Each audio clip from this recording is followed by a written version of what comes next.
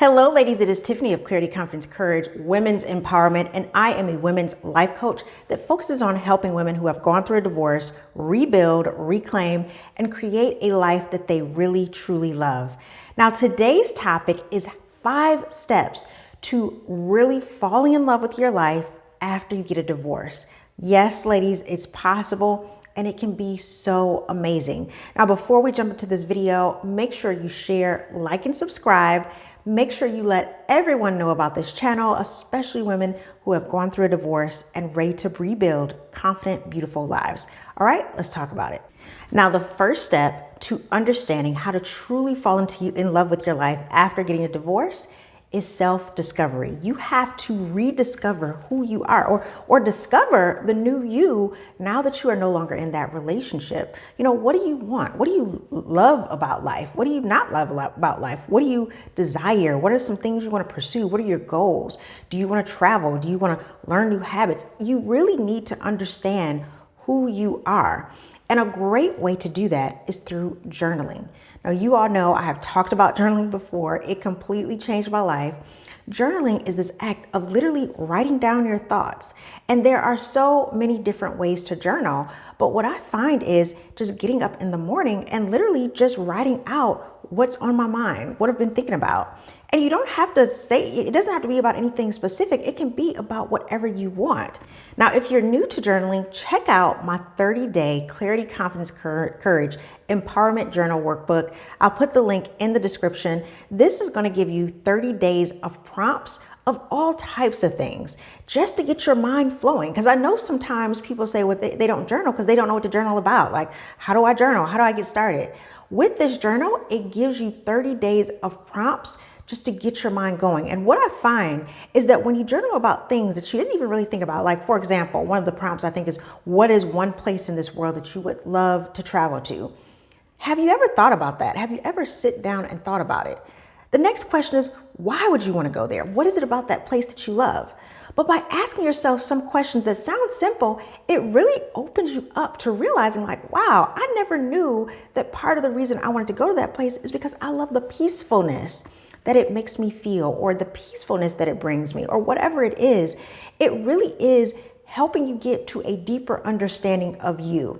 So I would say definitely start journaling to get you on that first step to falling in love with your life by discovering who you are. Again, my 30-day empowerment journal, I'll put the link in the description. You can check it out there.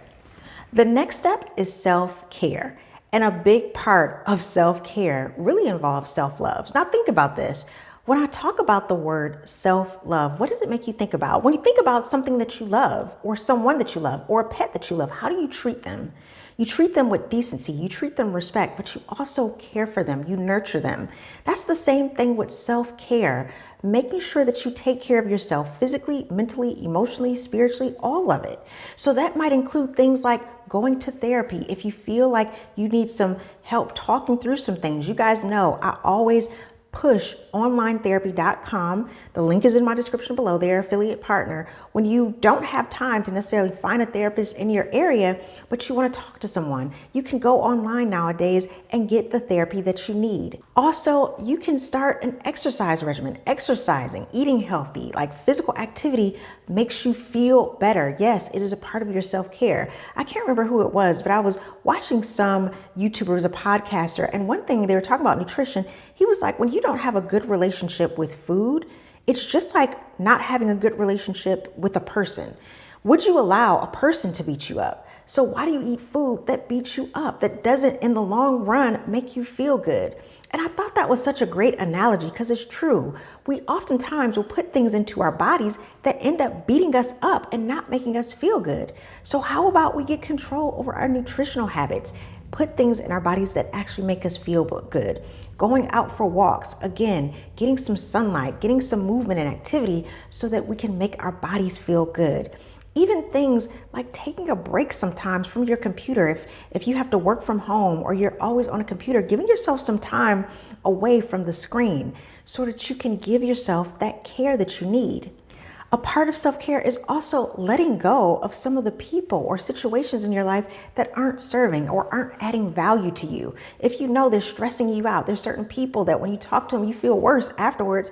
Don't talk to those people. I'm not saying you have to be a hermit, but it might be time to get a new circle in your life and slowly allow people who just don't add value to you, you've grown from them, to let them go. Because again, this is about your mental well-being and doing what's best for you. So yes, the second thing is self-care, which involves self-love and nurturing. Number 3, cultivate a community. And when I'm talking about a community, I'm talking about your tribe, your people that you get along with, people that understand you. It's one thing to have family that you've known them since you were born, but hey, let's be honest, we didn't choose our family. Now, I'm not saying that you don't have people in your family that you really enjoy being around, but it might not be everybody. So you might have to take the time to rediscover, who are my people, especially when it comes to friendships that you ended up letting go or you kind of let wither away when you were married. So maybe reconnecting with some of those old friends that you had that you really, really liked and enjoyed, or connecting with a new group. It is so important to have a social group that you can talk to. Whenever I think about community, I think about tribes. Like way back when, thousands of years ago, we lived in tribal communities. No matter what ethnic group you're from or where you come from, if you look back thousands of years, all of us came from tribes. And within that tribes, we had people that were good at different things. But we stayed together and it helped us as individuals. So you may have a core circle of friends that are people that you may not see all the time, but when you call them, when you talk to them, you can talk about deep, meaningful things with them. They get you, you get them. That's important to have. Then you might have your group of friends that's more ancillary. You guys get together to have fun, to hang out, to do things that, are new and different. Then you may have a group of friends that are just your interest group, maybe your biking group or your fitness group or your book club or your knitting group, whatever it is, you have a common interest, and that's why you build that friendship around that interest. So there's different types of groups that you can have in your life, but it's important to have that community, to have that interaction. I love social media and it's great, but it does not replace in-person human contact. There's a reason why when they want to psychologically abuse prisoners, they put them in 23-hour-a-day lockdown, because they understand that not having that human interaction, it's psychological abuse. It really does something to the mind, to the human mind, when we are isolated. So please know, in order to have a fun, loving life, you have to find or build or cultivate that community, that tribe that knows you, that gets you, and that really deeply loves, respects, and honors you. Next, goal setting. If you wake up and you have nothing to aspire to in life, you are going to be miserable. It's the truth. And I don't care if your aspiration is just to, lose weight, a certain amount, or your aspiration is to help your child, get through kindergarten. I don't care what it is, but the bottom line is you need a goal and you need to know what that goal is so that you know what you're working towards. The worst thing I think in life is to wake up and not know who you are, what you want, or where you're going. And so when you get a divorce, you now have freedom. It's a blank canvas, and you can start setting goals for yourself that give your life meaning. And it's whatever goals mean to you. It doesn't have to be some major, life-changing, world-changing goal. It can just be a personal goal that's really important to you. Tiffany, this year, my goal is to start walking more. Tiffany, this year, my goal is to learn how to swim. Tiffany, this year, my goal may be to learn how to cook pies or go to a cooking class, whatever it is. But when you set goals for yourself, it gives you something to look forward to. It doesn't make you feel like, oh, I'm just waking up and existing again. It's just one more day in life.